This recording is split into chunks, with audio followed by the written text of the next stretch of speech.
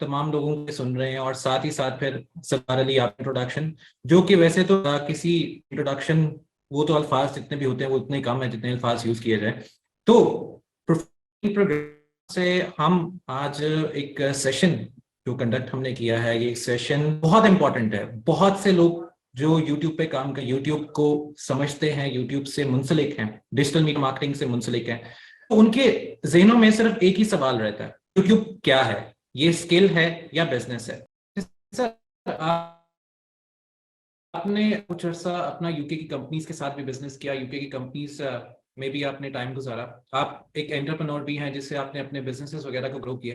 तो जो हमारी जनरेशन है वो डिजिटलाइजेशन वाली साइड पे आ रही है, तो क्या उनको अपना बिजनेस करना चाहिए, या स्टार्टिंग के लिए वो अपने साथ अपनी जॉब भी करें और अपना बिजनेस भी स्टार्ट करें? तो आप इस पे क्या कहना चाहेंगे, जो नई जनरेशन आजकल एंटरप्रेन्योरशिप के ऊपर अपने आप को प्रमोट नहीं कर रही, तो आपका? बड़ी जबरदस्त आपने बात की है कि लोग जो है वो एंटरप्रेन्योर बनना चाहते हैं। अच्छा देखें, वर्ड तो बड़ा खूबसूरत सा है एंटरप्रेन्योर। हर बंदा जो है वो कहता है जी मेरा अपना बिजनेस होना चाहिए, मैंने नौकरी नहीं करनी और मैंने अपने काम करने हैं। सुनने में बड़ा अच्छा लगता है, पर एक एंटरप्रेन्योर को एक जर्नी है सीखने की, एक्सपीरियंस की, जिसमें से उसको गुजरना है और उसके बाद वो इतना केपेबल होगा कि वो एंटरप्रेन्योर का प्रेशर बर्दाश्त कर सके। देखें, एक एग्जांपल ये है कि आप एक ऑर्गेनाइजेशन में काम करते हैं।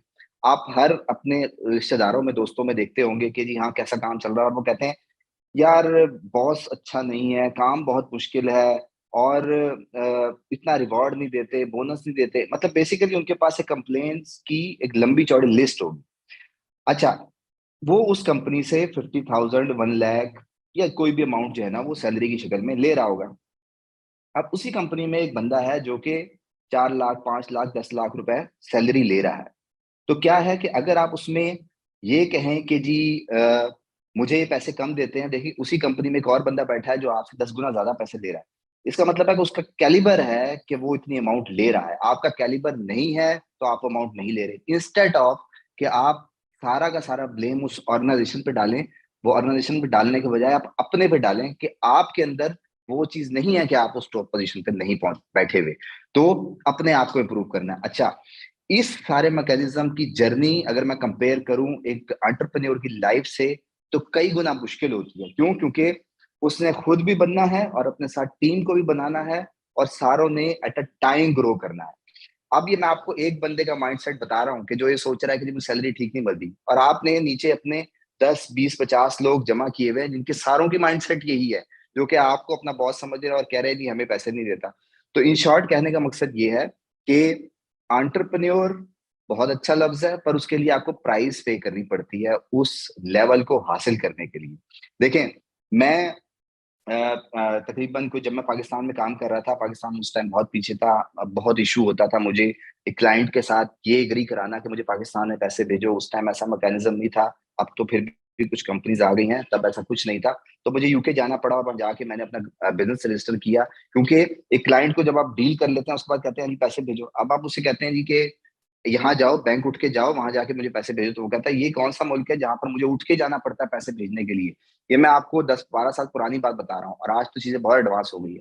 मुझे बताओ मैं सिस्टम पे कैसे कर सकता हूँ? तो हम बहुत पीछे हैं। तो क्या है कि मुझे उसका सोल्यूशन ये निकालना पड़ा कि वहां कंपनी रजिस्टर करनी पड़ी, मुझे वहां भी टैक्स देना पड़ता है, मुझे पाकिस्तान में टैक्स देना पड़ता है।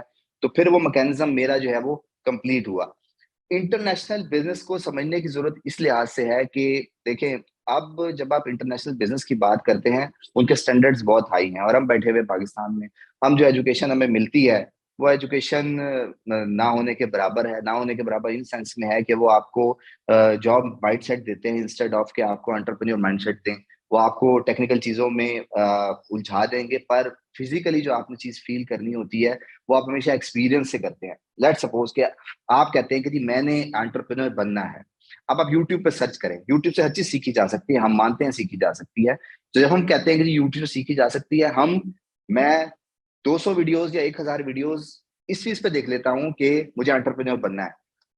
तो क्या मैं एक साल में एंटरप्रेन्योर बन जाऊंगा? नहीं बन सकते। क्यों? क्योंकि कुछ चीजें एक्सपीरियंस की मोहताज होती हैं। वो जब तक आप उस प्रोसेस में नहीं पढ़ते हैं तब तक आपको नहीं पता लगता कि ऑन ग्राउंड मसले क्या हैं। इसकी एग्जांपल वही जो आप थोड़ी देर पहले सवाल कर रहे थे कि टाइम बदल रहा है, चीजें बदल रही हैं, तो ऑन ग्राउंड जो आज मसला है वो 6 महीने बाद नहीं होगा, वो 1 साल बाद नहीं होगा, वो मसला तब्दील होता रहेगा। उस मसले का हल वो एंटरप्रेन्योर निकालेगा। अगर वो मसले का हल नहीं निकाल सका तो इसका मतलब ये है कि वो एंटरप्रेन्योर नहीं कहलाने के लायक। क्यों? क्योंकि उसको हर मसले के लिए अगर तैयार रहना है, वो कुछ भी है, अगर वो तैयार है तो वो एंटरप्रेन्योर है, अदरवाइज नहीं है। तो मैं इन शॉर्ट कहने का मकसद ये है कि बिजनेस करना, एंटरप्रेन्योर करना बहुत अच्छी बात है, पर मैंने अपने एक्सपीरियंस में जितने मैंने ट्रेनिंग्स की हैं ऑन एंड ऑफ, जितने मेरे लोगों के साथ कम्युनिकेशन है, मैंने देखा है कि एंटरप्रेन्योर बिजनेसमैन, आप, मैं एक, मेरे सामने अगर 1000 2000 की ऑडियंस बैठी होंगी और मैं कहूंगा कि जी आपको बिजनेस करना है, तो सारे के सारे हाथ खड़े कर देंगे। आपको एंटरप्रेन्योर बनना है, सारे के सारे हाथ खड़े कर देंगे। पर रियलिटी में जो एंटरप्रेन्योर और बिजनेसमैन बनेगा वो सिर्फ और सिर्फ 2% लोग होते हैं। सिर्फ और सिर्फ 2% लोग हैं जो कि बनते हैं, जो उस पेन को बर्दाश्त कर सकते हैं, उस प्रोसेस में से गुजर सकते हैं और अपने आप को प्रूव करते हैं। तो बाकी 98% कहाँ जाएंगे, वो क्यों नहीं बन सक रहे? तो मेरे पास का जवाब यही होता है कि जो 2% है ना, बेसिकली उनको जो अपनी टीम बनानी है, अगर सारे के सारे एंटरप्रेन्योर बन जाएंगे तो काम कौन करेगा किसी दूसरे के लिए? तो वो दूसरों के काम आते हैं। तो ये एक प्रोसेस